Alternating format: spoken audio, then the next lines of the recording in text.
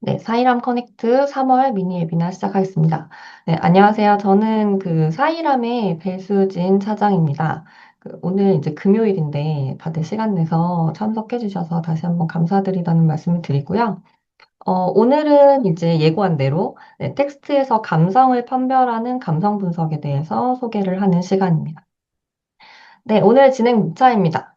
일단은 감성 분석은 너무들 많이 알고 계셔서 설명은 크게 뭐 많이 하진 않고요.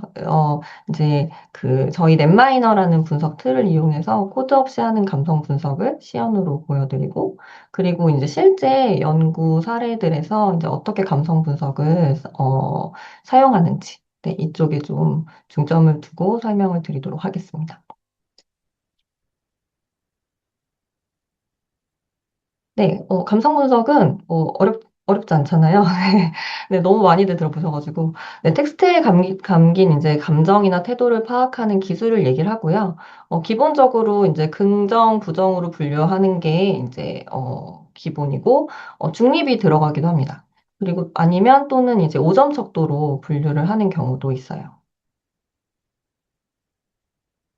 네, 그래서 이제 이 감성 분석은 텍스트에 있는 이 사람들의 어떤 반응이나 태도를 파악하는 데 사용이 되기 때문에, 가장 많이 사용이 되는 쪽은 상품이나 서비스에 대한 어떤 반응, 그리고 이제 정책이나 이제 어떤 사회적인 이슈에 대한 사람들의 인식, 그리고 어떤 사람들의 심리에 따라서 실제 이제 사회에 어떤 영향을 주는가, 이런 것들을 분석하기 위해서 사용이 많이 되고 있고요. 그리고 이를 위해서 이제 보통 뉴스나 이제 댓글 데이터, 소셜미디어, 뭐 피드백이 담긴 의견, 그리고 이제 인터뷰 같은 것들을 분석을 많이 하고 있습니다.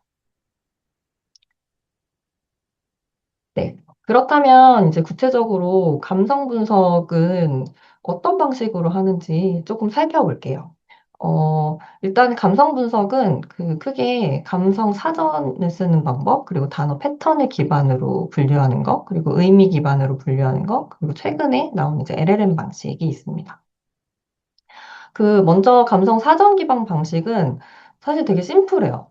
말 그대로 어떤 단어는 긍정이고 어떤 단어는 부정이다. 이렇게 미리 정해두는 거예요. 그리고 이제 문장 안에 어떤 단어가 들어있는지 그 빈도를 보고 최종적으로 문장 전체의 감성을 판단하는 방법입니다. 그래서 예를 들어서 이제 좋다는 긍정, 그리고 싫다는 부정. 이렇게 만약에 이제 분류를 해놨다면 좋다가 나오면 플러스 1점, 싫다가 나오면 마이너스 1점을 매겨주는 거예요. 그래서 이렇게 이제 단어별로 계산된 점수들을 취합을 해서 이제 문장 전체의 감정 점수를 내는 거예요. 그래서 이거는 사실 이제 구조가 되게 단순하고 이해하기 쉽다는 장점은 있지만 이제 감성 사전에 대한 구축이 필요하고 문맥을 좀 반영하지 못하기 때문에 단어적인 표현이나 복합적으로 이제 말하는 의미를 해석하는 데는 좀 한계가 있습니다. 그래서 예를 들면 이제 어떤 쇼핑몰 리뷰에 대단하네요. 이 정도로 걸릴 줄 몰랐어요. 라고 만약에 누군가 남긴 글이 있을 때 이 감성 사전은 대단이라는 단어 때문에 어쩌면 이걸 긍정으로 분류할 수도 있다는 거죠. 네, 그리고 이제 두 번째 방식은 이제 머신러닝 방식입니다. 이거 같은 경우는 일단 학습할 데이터가 있어야 되는데 이 학습 데이터는 어떤 형태냐면 일단 텍스트가 있고 그 텍스트에 등장한 단어들의 리스트와 빈도 값이 있어야 돼요. 그래서 어떤 단어가 몇 번 나왔다라는 정보가 필요하고 여기에 반드시 필요한 게 그래서 이 텍스트는 긍정이냐 부정이냐라는 정답 데이터가 있어야 됩니다. 그래서 이 데이터를 이제 컴퓨터 이제 알고리즘에게 학습을 시키는 거죠. 그러면 이제 뭐 예를 들어서 뭐 퀄리티, 매우 훌륭, 가격, 괜찮이라는 단어가 이제 들어가 있었던 문장과 그리고 이 옆에 긍정이라는 어떤 정답이 있었다. 그럼 이제 이 사이에 이 단어와 이 긍정이라는 정답 사이의 패턴을 이 알고리즘이 이제 학습을 하게 됩니다. 그래서 이제 이 학습된 결과가 이제 모델이라고 얘기를 하는데 이 학습된 결과에다가 이후에 이제 긍정, 부정 값이 없는 이제 그 단어의 빈도만 있는 그 새로운 텍스트 정보를 넣어주면 이 이제 그 분석된 어떤 모델, 네, 이 학습된 결과 모델에서는 앞에서 학습한 어떤 그 단어와 이제 감성 사이의 어떤 패턴에 따라서 새로운 텍스트에 대해서 감정을 분류해 줍니다. 그래서 이 방식은 이제 사전 기반보다는 좀 유연하죠. 아무래도 내가 직접 다 감성 사전을 만들 필요도 없고, 이제 거기 사전에 없는 단어가 나왔을 때 처리하는 방법이라든가 이런 것들을 지정해 줄 필요가 없잖아요. 근데 이제, 여전히 그 단어의 등장 패턴에 의존할 수밖에 없기 때문에 역시 뭐 이제 반어적인 표현이라던가 문장 전체적인 어떤 의미를 깊게 이해해서 이거를 이제 분석하는 데 좀 한계가 있습니다. 그래서 이제 그 다음에 나온 게 이제 의미 기반으로 감성 분석을 하는 방식입니다. 이거는 이제 단어를 하나씩 따로 보는 게 아니고요. 그 언어 모델이라는 걸 활용을 해서 문장의 맥락과 의미를 함께 고려해서 감성을 분류하는 방법인데, 언어 모델은 사실 이제 최근에 뭐 LLM, 그 GPT, 제미나이 이런 것 때문에 많이들 들어보셨을 거예요. 근데 이제 그 이 언어 모델은 결국 이제 텍스트를 대규모로 학습한 이제 그 딥러닝 모델을 얘기를 하고요. 이런 이제 최근에 분석에서 텍스트 분석에서 가장 많이 사용되는 언어 모델은 이제 버트라는 언어 모델입니다. 이 버트 같은 경우는 그 2018년에 구글에서 공개한 모델이고 이 모델이 왜 요즘에 핫하게 텍스트 분석에서 많이 이용이 되냐면 어떤 단어의 의미를 판단을 할 때, 그 앞뒤로 나온 단어들까지 함께 볼 수 있기 때문에 그 의미를 잘 반영을 해서 분석을 해줄 수 있다라고 얘기를 해요. 그 이유가 이제 애초에 학습을 할 때부터 어떤 단어를 하나 가려요. 그런 다음에 이 단어를 맞추도록 하는데 그때 앞뒤에 나온 단어들을 모두 고려해서 이 단어를 잘 맞추도록 학습을 계속 이제 반복적으로 시킨 그런 언어 모델이거든요. 그래서 예를 들면 이제 이런 거죠. 그 똑같은 단어인데 의미가 다른 그런 단어들 같은 경우는 버트는 이걸 구분해서 잘 분석을 할 수 있게 됩니다. 앞뒤로 나온 단어가 다르기 때문에. 그래서 이제 지금 현재 버튼은 사실 감성 분석뿐만 아니라 이제 뭐 토픽 분석, 뭐 문서 분류, 뭐 개체명 인식 같이 텍스트 마이닝 전반에서 이제 많이 활용이 되고 있고요. 감성 분석 이제 그 측면에서는 그 사전에 이제 구글에서 그 공개한 버트에다가 이 감정 정보가 같이 붙어 있는 데이터를 이제 추가로 학습시킨 거예요. 그래서 이제 버트를 통해서 문장의 맥락을 이해할 수 있게 그 정보를 뽑아내고, 그리고 그 위에다가, 그래서 이 텍스트가 긍정이냐 부정이냐라는 이제 감성 정보를 추가로 학습을 시켜가지고, 최종적으로는 이걸 딱 결합을 했을 때는, 문맥을 이해하면서 감성 분석을 할 수 있게 되는 거죠.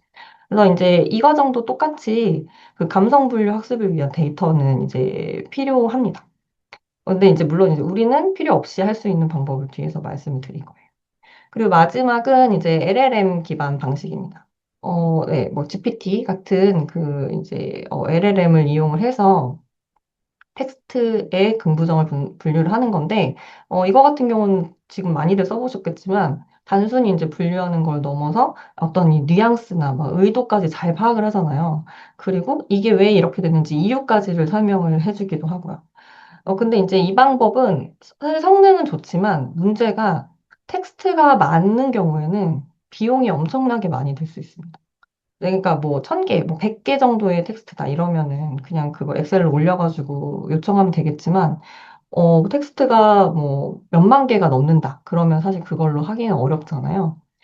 그래서 이제 그런 문제가 일단은 연구하는 데 있을 수 있고, 그리고 또 하나의 문제가, 결과가 매번 달라진다는 부분. 그러니까 프롬프트를 똑같이 해도 항상 이제 써보셔서 아시는 그 결과가 살짝씩 달라질 수 있거든요. 근데 이런 부분에 대해서는 좀 이제 연구를 하시는 입장에서는 좀 이슈가 될 수 있는 거죠. 그래서 사실 이제 이 네 가지 방법을 제가 지금 PPT상에서는 마치 이제 스텝별로 이렇게 적어놨지만, 아직도 모두 연구에서 이제 활용이 되고 있어요. 실제 이제 연구 사례를 좀 찾아보면. 근데 이제 점차 최근으로 올수록 의미 기반이나 이제 LLM 쪽이 늘어나고 있는 추세입니다. 그래서 오늘 이제 우리가 좀 자세히 살펴볼 감성 분석 방법은 바로 이제 세 번째, 그 의미 기반 감성 분석 방법이고, 이제 버트를 활용한 네, 분석 방법입니다.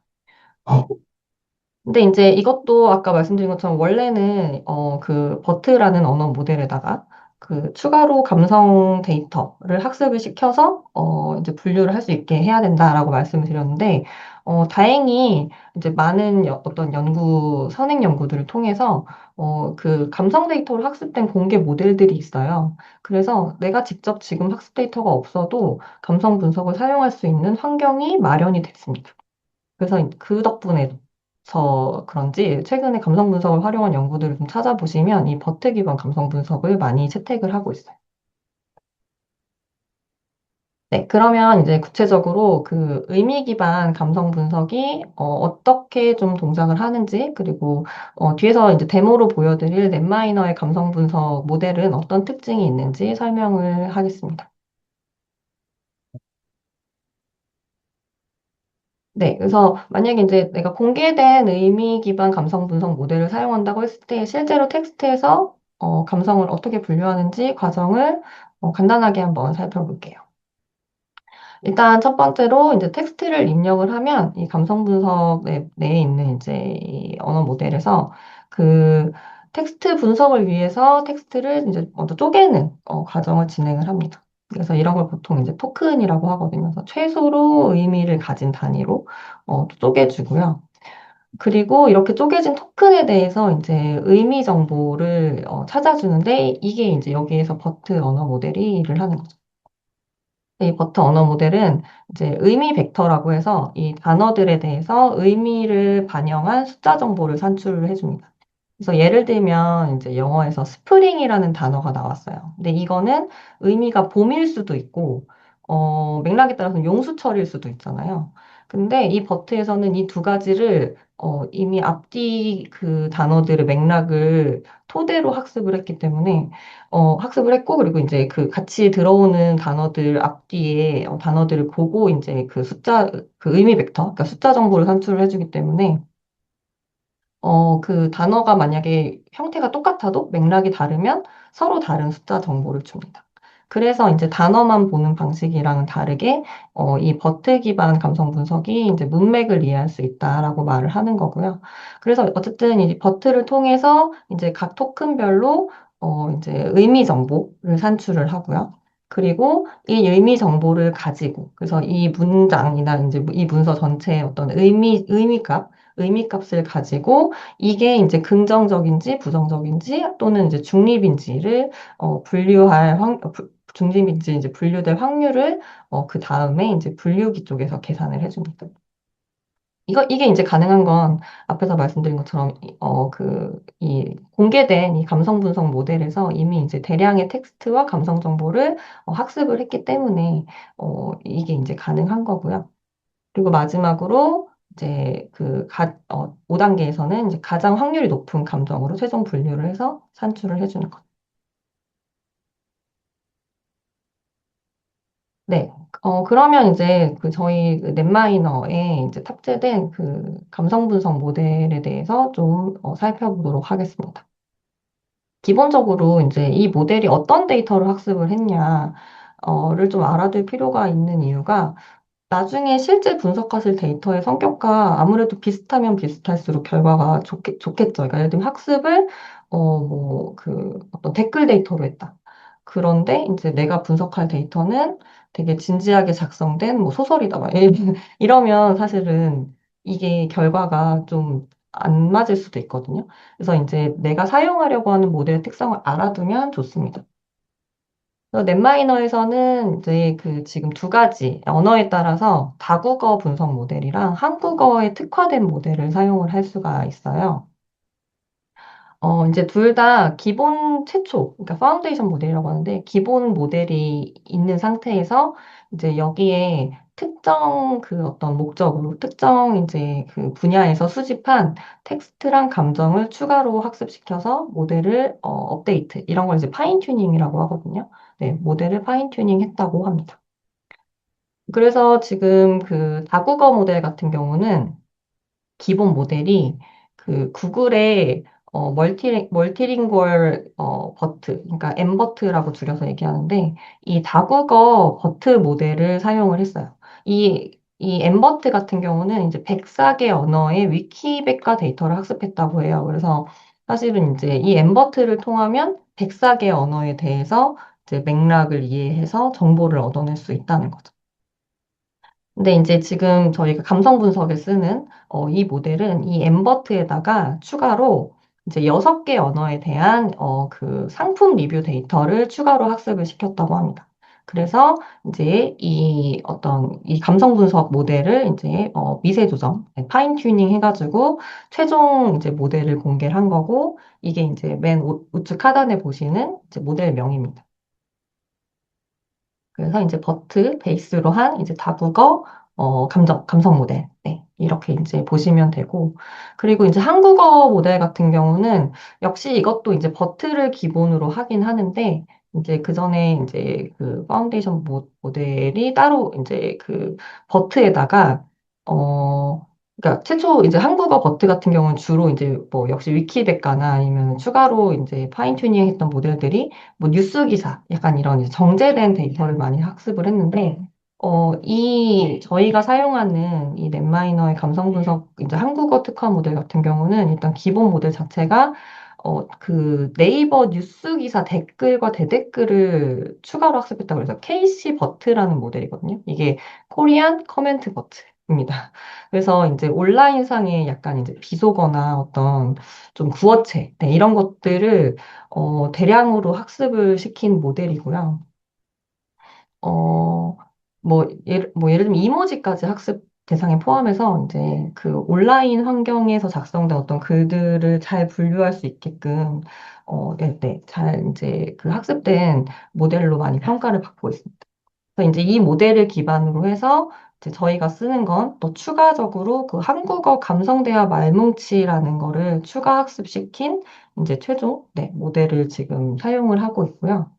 그 추가 학습한 데이터에 대해서 어, 조금 더 자세히 살펴보면 일단 이제 다국어 모델은 말씀드린 것처럼 이제 6개 언어, 영어, 네덜란드, 독일어, 프랑스어, 이탈리아, 스페인어. 네, 이 6개 언어에 대한 이제 상품 리뷰와 그리고 이제 5점 척도의 별점 데이터를 같이 학습을 추가로 시켰다고 해요. 그래서 이 다국어 모델을 이용을 해보시면 감정을 5개로 분류합니다. 5점 척도로. 네. 그렇게 이제 해주고, 이 모델 같은 경우는 이제 자체적으로 테스트 셋을 만들어가지고, 이 모델이 얼마나 이제 분류를 잘하는지 이 결과를 같이 공개를 했는데, 일단 이제 accuracy exact라는 컬럼을 보시면 이게 이제 한마디로 모델에서 그 감정 점수를 얼마나 잘 맞췄는지에 대한 확률이에요.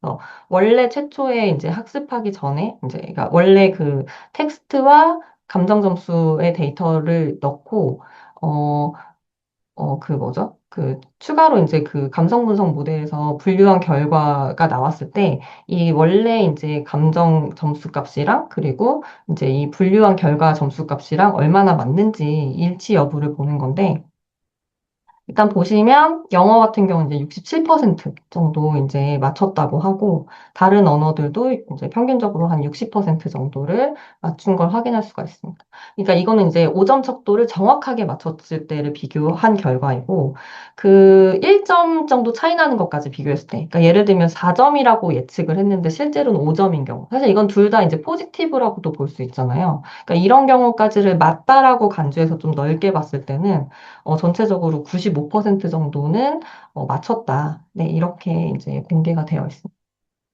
그리고 이제 그 한국어 모델에서 추가 학습한 데이터는 이제 AI 허브 감성대화 말뭉치라고 공개가 된 네, 이제 감성 데이터를 학습했다고 하고요.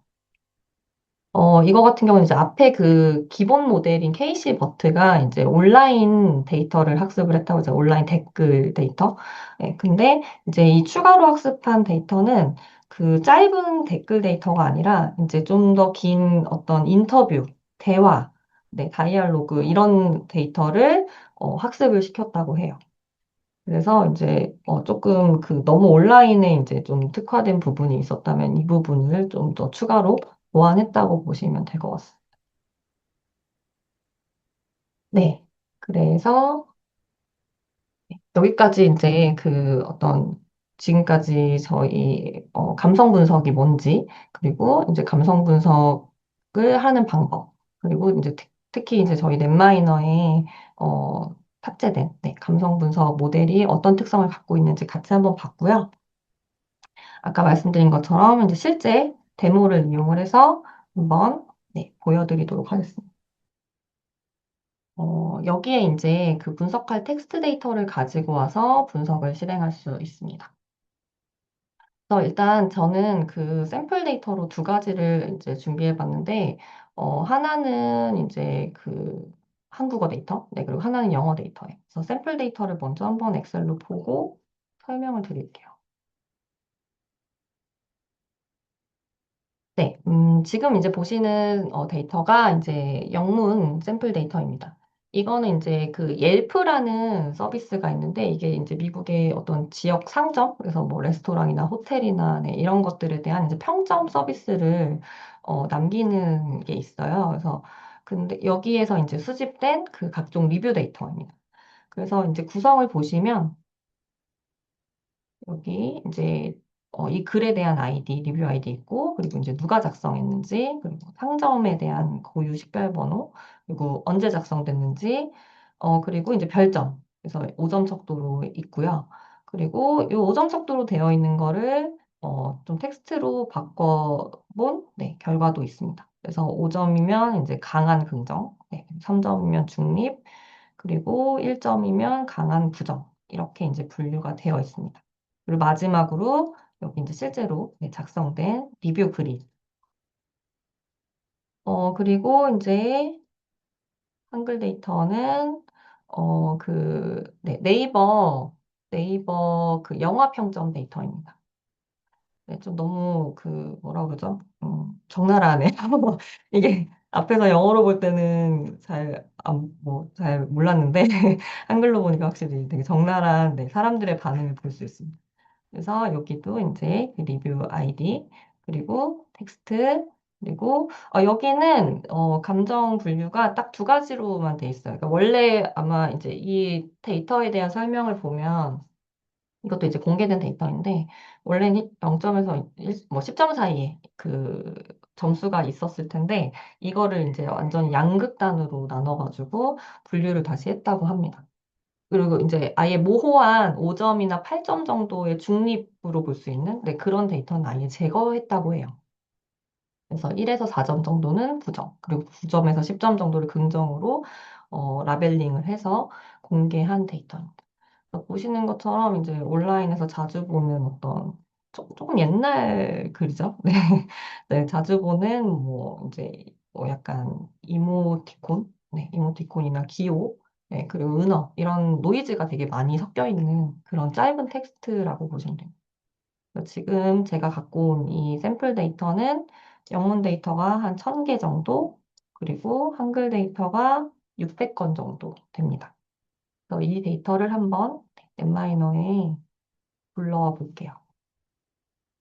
넷마이너에서 이제 저런 텍스트 데이터를 불러오는 건 너무 간단합니다. 그냥 파일에서 임포트만 하시면 되고요.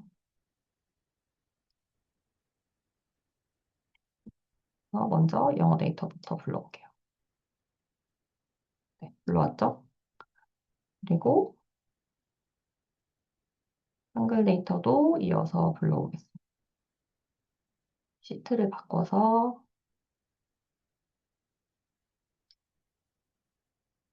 네, 그럼 이제 두 개의 데이터가 들어왔는데 좀 구분을 위해서 이름을 한글과 영어로 이렇게 바꿨습니다. 네, 그러면 데이터는 잘 들어온 것 같고요. 그러면 분석을 진행을 해볼게요. 음, 지금 그 감성 분석 같은 경우는 저희가 연구실이라고 해서 랩이라는 메뉴에 새롭게 추가가 됐고요. 실행을 하시면 이렇게 이제 우측에서 어떤 옵션으로 분석을 할지 선택하는 화면이 나타납니다. 그래서 먼저 이제 분석할 데이터 아이템, 우리가 아까 앞에서 갖고 온 것 중에 하나를 선택하면 됩니다. 그래서 일단은 영문 데이터를 먼저 한번 분석을 해볼게요. 그리고 이 어트리뷰트 부분에서 이제 분석할 텍스트가 들어있는 컬럼을 선택을 해주면 돼요. 그래서 여기 텍스트라고 되어 있는 게 아까 실제 리뷰 글이었으니까 이거를 선택을 해줍니다. 그리고 이제 어떤 언어로 분석할지 네, 이렇게 선택해서 런을 눌러주시면 사실은 끝이에요. 더 이상 뭐가 없어요. 더 이상 뭐가 없고, 그리고 요 맥스 테스트 랭스 이거 같은 경우는 좀 설명을 드리는 게 좋을 것 같은데 이게 이제 분석 결과를 보여줄 때 저희가 결과 검토를 그러니까 이게 긍정이냐 부정이냐에 대한 결과 검토를 바로 하실 수 있도록 그 텍스트의 일부를 표시를 해주거든요. 그 분석할 텍스트의 일부를 표시해 주는데 그때 최대로 표시되는 글자 수입니다. 그러니까 뭐 분석을 하는 시점에서 30자만 간다던가 이런 옵션은 아니니까 안심하셔도 되고요. 저희가 분석 시에는 이제 전체 문서를 사용하도록 그렇게 이제 설정이 되어 있습니다. 다만 지금 현재는 저희가 문서별로 512개 토큰까지만 지원이 되고 있거든요. 사실 너무 긴 텍스트는 감성 분석을 잘 안 하기도 해요. 왜냐하면 감성이 막 약간 섞이기도 하고 그렇기 때문에 보통은 이제 좀 단위를 작게 쪼개서 분석을 하는 게 일반적이거든요. 문장이라던가 문단 단위로. 네, 어쨌든 근데 혹시 좀 더 길이가 긴 문서를 넣으실 수 있으니까 이 부분은 저희가 향후 업데이트해서 수정 예정입니다. 네, 그리고 한글도 한번 같이 돌려볼게요. 이렇게 똑같은 메뉴를 두 개 이상 이제 실행시킬 수 있거든요. 그래서 바쁘신 경우에는 이벤트 이렇게 여러 개로 실행을 시켜놓고 가시면 됩니다.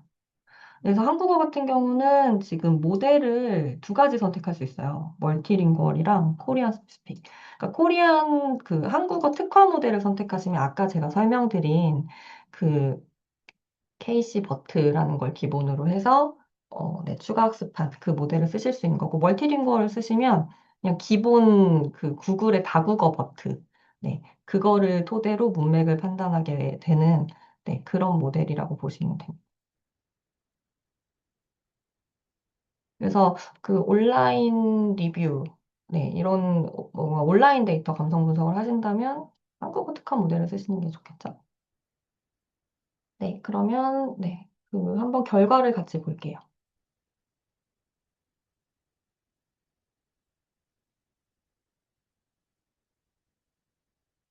네, 그 지금 최종 결과를 보시면 일단 이 영문 데이터는 제가 말씀드린 5개의 감정으로 분류를 하기 때문에 이렇게 감정 5개가 나와 있고 각각의 문서 개수가 네, 비중이랑 함께 이렇게 나타나 있습니다. 그래서 한번 세부 결과를 들어가서 보면 네, 이렇게 이제 제가 아까 말씀드렸죠. 여기 이게 일부만 이렇게 네, 표시를 해준다고. 그래서 이 이제 문장에 대해서 어떤 감정으로 점수까지 나타나게 되어 있습니다.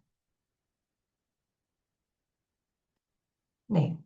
그래서 이거를 이제 보통 이거 자체를 이제 보고 끝나는 경우도 있지만 우린 한번 추가로 하나 더 확인을 해볼게요. 그러니까 왜 아까 이제 이렇게 분류된 결과와 그리고 원래 정답을 비교를 해가지고 그 어큐러시라는 어떤 측정 지표를 보여줬었잖아요. 그 다국어 모델 같은 경우는 저희도 한번 이 이제 실제 넷마이너를 가지고 이 분류한 이 결과가 원래 데이터에 있었던 그 별점 정보와 얼마나 맞는지 한번 살펴보도록 할게요. 그러면 이제 이 분류된 결과와 이제 원래 최초 그 정보에 있었던 거를 같이 비교를 해봐야겠죠. 그래서 넷마이너에서는 이렇게 이제 분석을 하시면 항상 이 결과를 추가해 줄 수 있거든요. 그래서 기존 데이터에다가 속성으로 추가를 한번 해볼게요. 네. 그러면 여기 샘플 데이터에 아까는 이제 텍스트까지만 원본에 있었잖아요. 근데 여기 맨 끝에 보시면 센티멘트라고 해서 저희가 지금 방금 분석한 그 분류 결과 값이 나타나 있습니다.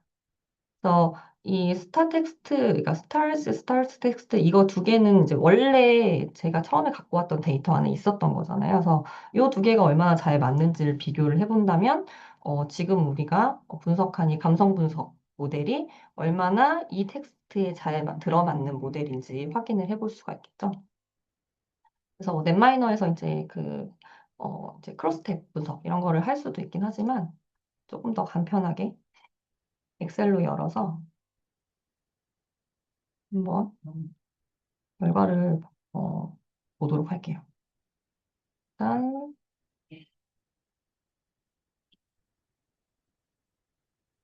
피벗 테이블을 하나 만들겠습니다.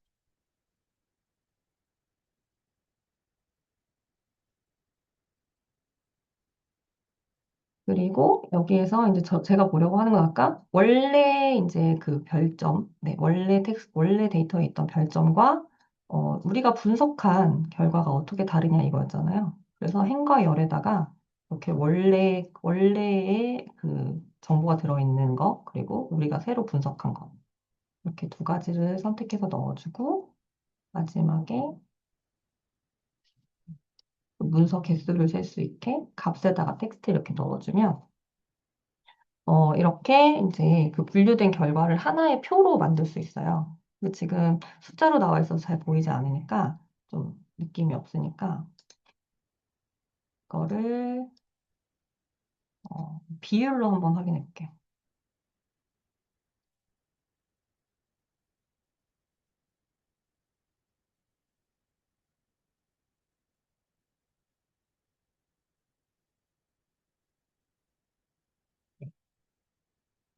그러면 좀 키워볼게요.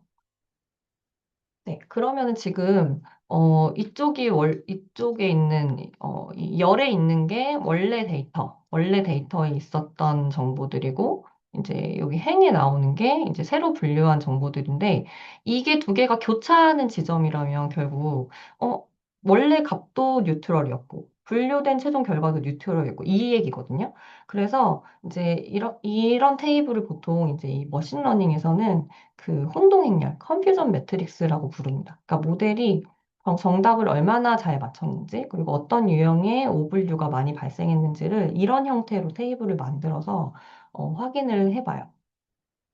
그래서 예를 들면 지금 이제 이 원래 데이터에서는 중립이었는데 중립으로 맞춘 비율이 그러니까 잘 맞춘 비율이 5% 정도고 사실 나머지는 이제 잘못 분류한 거죠. 나머지 뉴트럴인데 스트롱 네거티브 포지티브 네거티브 포지티브 네 이렇게 이제 잘못 분류한 비율이 나오는 거고 그래서 이제 이 혼동행렬이라는 어떤 이 표를 만들고 이걸 보실 때 얼마나 잘 맞췄는지 정확히 보려면 이 대각선 위치 있죠. 이 대각선으로 지나가는 이 위치의 값들을 다 더해 보시면 됩니다. 이거 비어 있으면 빼야 되죠. 네. 그래서 지금 그래서 뉴트럴로 맞힌 비율 그리고 강한 부정을 강한 부정으로 맞춘 비율 그리고 강한 긍정을 강한 긍정으로 맞춘 비율 네, 이거를 지금 저희가 따로 본 거거든요.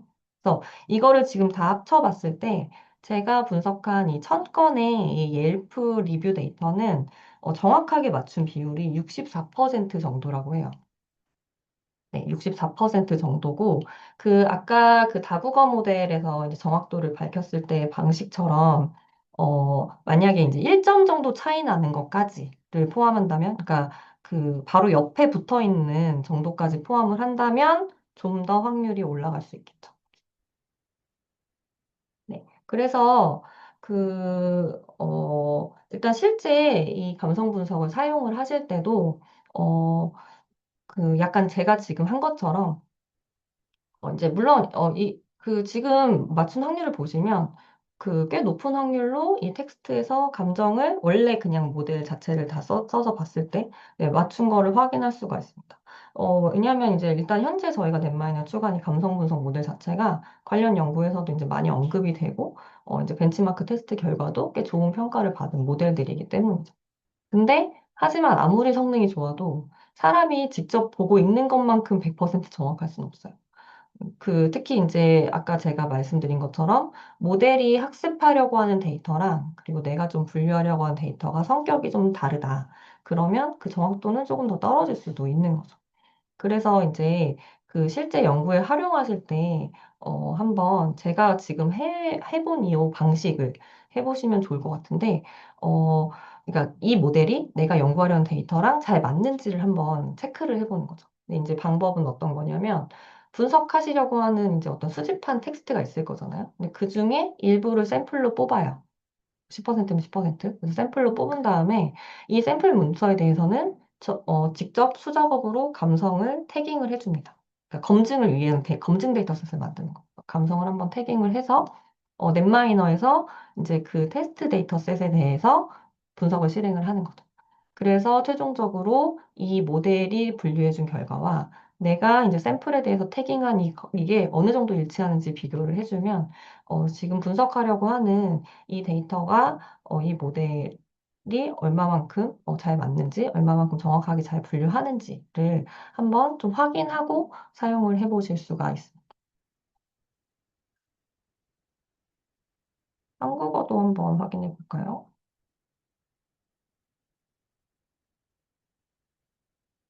네, 한국어도 그 사이에 끝났는데, 네, 한국어는 이제 사실 조금 지금 모델이랑 안 맞는 부분이 원래 이 테스트 데이터, 네, 이 테스트 데이터 별점 데이터는 이제 긍부정밖에 없기 때문에 중립으로 분류한 경우가 네, 조금 애매해지긴 했어요. 네, 여튼 여기도 보시면 이렇게 이제 네, 원문 텍스트에 대해서 이렇게 분류된 결과와 그 점수를 확인을 할 수가 있습니다. 똑같이 제가 지금 계속 보여드렸던 것처럼 이렇게 이제 영문 데이터나 한국어 데이터를 편하게 불러오셔서 별 어떤 옵션 없이 그렇게 해보실 수가 있고 물론 이제 앞으로 저희가 이 감성 분석에 관련해가지고 보여드릴 것들 이제 선보일 기능들이 좀 많아요. 네, 이제, 지금은, 특정 도메인, 그러니까 예를 들면 영문 데이터 같은 경우는 버트라는 기본적인 언어 모델에다가, 리뷰 데이터를 더했다고 했잖아요. 근데 그 외에 이제 다른 데이터들을 또 특화해서 학습한 모델들도 있을 거거든요. 그리고 한국어도 역시, 이제 다른 어떤 모델들이 있고요. 그래서 이제 저희는 이제 앞으로 좀 다양한 데이터랑 그리고 이제 다양한 연구 목적에서 활용할 수 있도록 모델도 좀 확대해 나갈 예정이고, 그리고 이제 긴 문서 같은 경우는 아까 잠깐 말씀드린 것처럼 사실 긴 문서를 그대로 넣어서 분석을 하면 이제 감성을 잘 분류하기가 어려워요. 왜냐하면 막 이게 내용이 섞여 있을 수 있기 때문에 어떤 단어가 약간 뭔가 중요한지 잘 파악하기도 좀 어렵고. 그래서 이제 이런 부분들을 위해서 데이터를 전처리한다거나 하는 그런 작업들을 진행을 하기도 하거든요. 그래서 이런 부분들에 대한 어떤 편의 기능, 그런 것들을 좀 고민을 해서 네, 향후 좀 계속해서 확대해 나갈 예정입니다. 네, 그래서 데모는 여기까지고요. 음, 이어서 실제 이제 감성 분석을 이용한 연구 사례에 대해서 소개를 드리도록 하겠습니다. 네, 일단 첫 번째 사례는 스템이라고 하는 그 연구 분야 있잖아요. 네, 이 스템 분야의 교육에서 AI에 대한 대중의 인식 분석을 하는데 감성 분석을 사용한 사례입니다. 이거는 이제 아까 앞에서 소개드렸던 감성 분석 방법 중에 그 감성 사전과 그리고 이제 직접 학습시킨 감성 분석 모델을 사용을 한 사례인데요. 일단은 대중의 인식을 살펴본다는 목적으로 네, 소셜미디어 데이터를 사용을 했습니다. 그래서 X에서 데이터를 수집했다고 하고요. 그리고 이제 그 수집 데이터에서 10% 정도를 수출을 해서 수작업으로 감정 라벨을 붙이고, 이거를 학습시켜서 이 연구에 딱 맞는 네, 감성 분석 모델을 만들었다고 합니다. 그래서 이제 이 모델을 통해서 대량의 텍스트를 긍정, 부정, 중립으로 분류를 먼저 했고요. 그리고 이제 추가로 감성 사전을 이제 8개의 카테고리, 성격에 대한 감성 사전을 만들어서 이 감정들이 얼마나 자주 등장하는지 그 출현 빈도를 계산을 했다고 해요. 그러니까 이 연구는 일단 그 전체적인 긍정, 부정의 어떤 비중을 먼저 보고, 그 다음에 어떤 감정의 세부 유형까지 함께 분석을 한 사례라고 보시면 될 것 같아요. 근데 이제 그 결과가 오른쪽에 보여지는 차트인데, 일단 첫 번째 보시는 그 파이 차트가 이 연구에서 만든 감성 분석 모델을 통해서 분류한 이제 감성의 비중입니다. 그래서 보시면 중립이 제일 많기는 한데, 긍정적인 방향이 대체로 좀 크게 나오는데, 그런 걸 볼 수가 있고, 이제 부정은 그렇게 많지 않은 결과를 확인할 수 있었습니다. 그리고 이제 우측 하단에 보시는 게 이제 그 감정의 세부 유형에 대한 그 빈도 분석 결과거든요.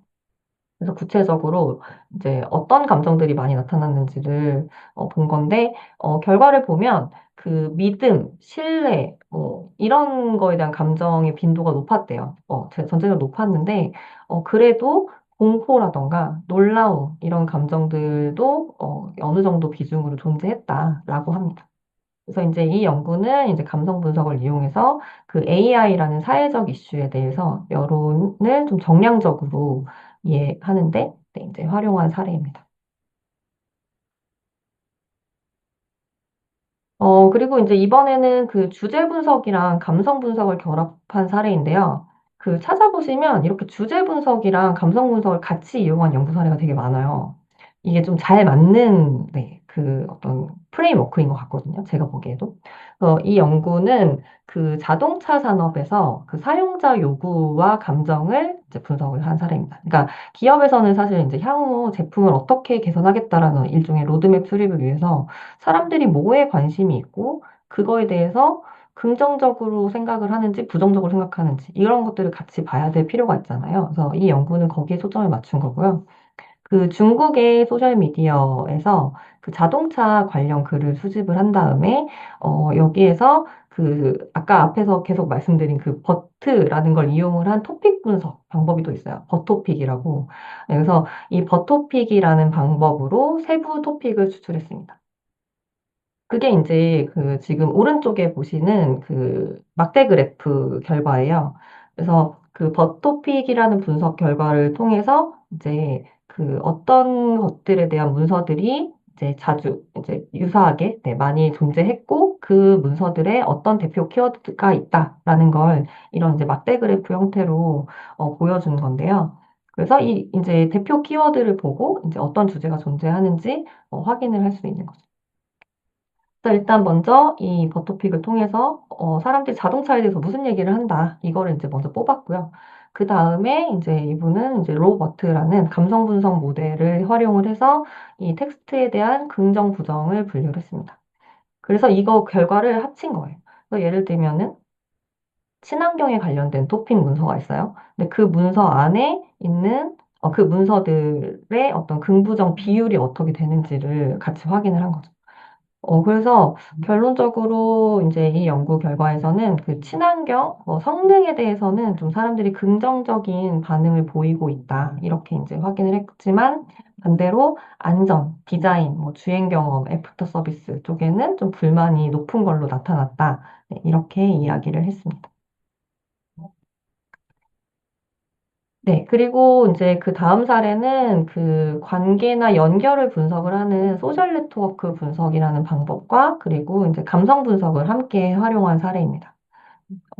사실 이제 저희 회사는 지금 텍스트 분석도 많이 하고 있지만 소셜 네트워크 분석이라는 이 방법론에 대해서 이제 오랫동안 비즈니스를 해왔거든요. 그래서 지금 넷마이너라는 툴도 네, 사실 소셜 네트워크 분석 방법을 기본으로 해서 이제 텍스트 분석이나 이제 뭐 머신러닝이라던가 이런 것들이 이제 통합이 된 툴입니다. 그래서 여튼 근데 이제 이 연구에서는 그 소셜 미디어에서 이슈가 어떻게 확산이 되는지 그리고 그 과정에서 어떤 감정이 나타나는지를 분석을 했는데 아까 말씀드린 것처럼 그 어떤 그 이슈라는 콘텐츠 내용 이거는 이제 토픽 분석으로 이제 확인을 했고 그리고 이제 감성 감성 분석을 통해서.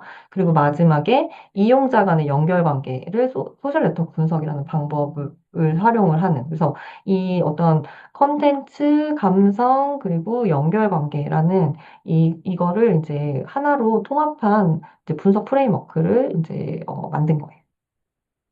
그래서 이제 연구를 위해서 중국의 소셜미디어인 웨이보에서 두 가지 이슈로 각각 데이터를 수집을 했다고 하고요. 그래서 이슈에 따라서 어떻게 이제 확산이 되는지, 어떤 양상을 보이는지 이런 걸 비교하기 위해서 공공정책이랑 그리고 이제 연예 뉴스 관련한 데이터를 수집을 했다고 합니다. 그리고 이제 이 수집한 데이터에서 버토픽이라는 방법을 이용을 해서 세부 토픽을 추출을 함으로써 이제 어떤 하위 담론들이 있는지를 확인을 했고요. 그리고 여기에다가 감성 분석을 더해서 이제 각 이슈에 대해서 이제 긍정, 중립, 부정 중에 어떤 비율이 더 높은지를 살펴봤다고 해요. 그리고 이제 마지막으로 이 사용자들끼리 유저들끼리 리트윗을 하는 관계가 있는데 이 리트윗하는 관계를 가지고 이제 네트워크로 구성을 했다고 합니다. 그래서 이 네트워크 상에서 가장 영향력이 높은 사용자가 누구고 어떤 사람들끼리 뭉쳐져 있는지 그 구조도 함께 분석을 했다고 합니다. 그래서 이제 그 결과 중에 이제 예시가 오른쪽에 나와 있고요. 첫 번째 표 같은 경우는 이제 이 웨이보 내에서 뽑아낸 이제 사람들 사이의 관계를 가지고 뽑아낸 그 커뮤니티 그룹, 그러니까 어떤 그 사람들의 뭐, 예를 들면 뭐, 그런 정보가 있는지 모르겠지만 뭐 지역이라던가 이런 속성 정보가 아니라 얼마나 자주 리트윗을 하는지를 가지고 뽑아낸 그 관계에서 추출한 그룹들에 대해서 그 그룹들이 이 이슈에 대해서 가지는 어떤 감정들을 이제 분석을 할 수 있었다고 하고요. 그래서 어떤 커뮤니티가 이거에 대해서 이제 크게 부정적인지 이런 것들을 확인할 수가 있었다고 하고, 이제 우측 하단에 있는 게 이제 실제로 이 이슈별로 뽑아낸 커뮤니티를 그림으로 그린 그림. 그래서 이제 뭐 결론적으로는 뭐 두 이슈 모두 이제 부정적인 감정이 좀 우세한 걸 이제 확인을 할 수가 있었다고 하고요. 어, 특정 어떤 그룹에서 이제 좀 더 부정적인 반응을 보이는 네, 이런 것들을 구분해서 볼 수 있었다고 합니다. 네, 그리고 이제 마지막 사례는 이제 통계 분석과 감성 분석을 함께 활용한 사례인데요. 그 뉴스 텍스트에 나타난 감정이 주식 시장에 어떤 영향을 미치는지 살펴본 연구입니다. 일단 이 연구팀은 그 ESG라는 그 분야에서 신흥시장으로 볼 수 있는 루마니아를 대상으로 연구를 했다고 하는데, 이거를 위해서 이제 약 4년 정도의 그 ESG 관련 기사를 수집했다고 해요. 그리고 여기에서 이제 감성사전을 기반으로 분석을 했는데, 이제, 메이다라는 거를 이용을 해서 각 기사에 대해서 감성 점수를 부여했다고 합니다. 그리고 이제 그 회귀 분석을 이용을 해서 이 뉴스의 감성 점수랑 그리고 이제 이 관련된 기업들의 주가와 거래량 변화가 이제 어떤 연관이 있는지 통계적으로 검토를 했습니다. 그리고 이제 추가로 주요 주제도 같이 분석했다고 해요. 근데 여기에서는 이제 LDA라고 많이 이제 좀 전통적으로 사용되는 토픽 분석 방법을 이용했다고 합니다. 그래서 이제 주요 결과를 보시면, 이거는 그 주식 투자하시는 분들이 관심 있을 수 있는데, 이 루마니아에서는 ESG 관련된 뉴스의 감성과 이 주가 거래량 사이에 유의미한 어떤 상관관계가 있다는 것을 확인을 했다고 해요. 그러니까 감성이 어떻게 변했을 때 이제 주가도 그거에 맞춰서 변한다. 네, 이런 걸 이제 확인했다고 하고, 이제 다만 바로 즉각적으로 반응하진 않고 2일에서 3일 정도의 시차를 두고 반응하는 경향이 나타났다고 합니다. 네, 그래서 이렇게 이제 감성 분석을 이용을 하면 이제 보신 것처럼 쉽게 이제 텍스트 감정을 정량화해서 확인할 수가 있고요, 기본적으로. 그리고 제가 오늘 소개해드린 것처럼 다른 분석 방법이랑 결합을 하면 이제 사회적 반응이라던가 구조, 그리고 실제 영향까지 더 입체적으로 이제 이해하실 수도 있을 거예요. 그리고 다행히 네, 저희 넷마이너에서는 오늘 소개해드린 감성 분석뿐만 아니라 이제 이 연구 사례들에서 활용됐던 이제 토픽 분석이라던가 이제 네트워크 분석 그리고 심지어 이제 그 소셜미디어 같은 경우 유튜브 데이터 수집도 저희가 지원을 하고 있거든요. 그래서 그런 부분들을 이제 하나에서 다 해결하실 수 있으니까 오늘 웨비나를 보시고 좀 관심이 있으시면 한번 이용해 보시면 좋으실 것 같습니다.